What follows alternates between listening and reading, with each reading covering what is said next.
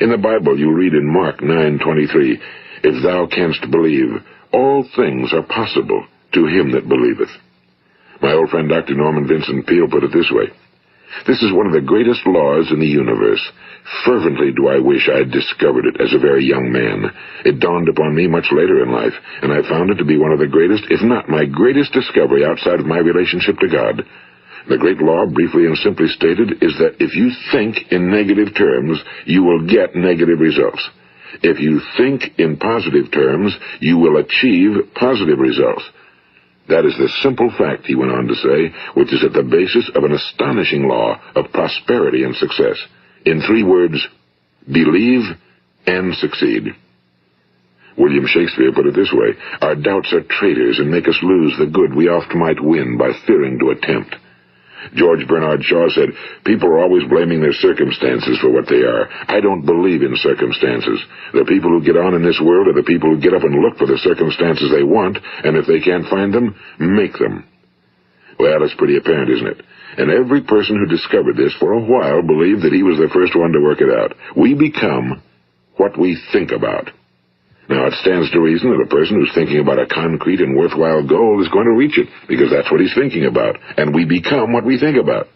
Conversely, the man who has no goal, who doesn't know where he's going, and whose thoughts must therefore be thoughts of confusion and anxiety and fear and worry, becomes what he thinks about. His life becomes one of frustration and fear and anxiety and worry. And if he thinks about nothing, he becomes nothing. Now, how does it work? Why do we become what we think about?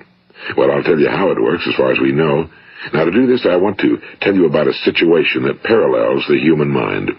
Suppose a farmer has some land, and it's good fertile land.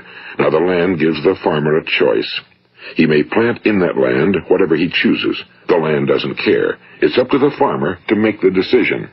Now, remember, we're comparing the human mind with the land because the mind, like the land, doesn't care what you plant in it. It will return what you plant, but it doesn't care what you plant. Now, let's say that the farmer has 2 seeds in his hand. One is a seed of corn. The other is nightshade, a deadly poison. He digs 2 little holes in the earth, and he plants both seeds, one corn, the other nightshade. He covers up the holes, waters, and takes care of the land, and what will happen? Invariably, the land will return what's planted. As it's written in the Bible, as ye sow, so shall ye reap. Now remember, the land doesn't care. It'll return poison in just as wonderful abundance as it will corn. So up come the 2 plants, one corn, one poison.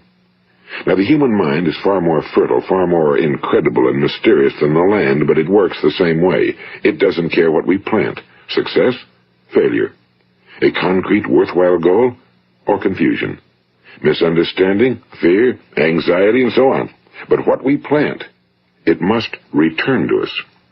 You see, the human mind is the last great unexplored continent on Earth.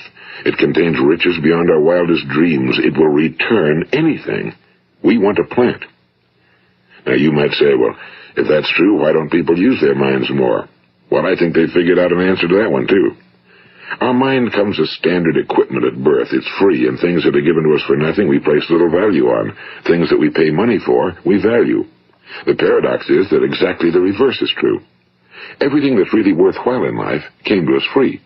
Our minds, our souls, our bodies, our hopes, our dreams, our ambitions, our intelligence, our love of family and children and friends and country, all these priceless possessions are free. But the things that cost us money are actually very cheap and can be replaced at any time. A good man can be completely wiped out and make another fortune. He can do that several times. Even if our home burns down, we can rebuild it. But the things we got for nothing, we can never replace. The human mind isn't used because we take it for granted. Familiarity breeds contempt. It can do any kind of job we assign to it, but generally speaking, we use it for little jobs instead of big, important ones. Universities have proved that most of us are operating on about 10% or less of our abilities. So decide now, what is it you want? Plant your goal in your mind. It's the most important decision you'll ever make in your entire life. What is it you want? Do you want to be an outstanding salesman? A better worker at your particular job? Do you want to go places in your company? In your community? Do you want to get rich?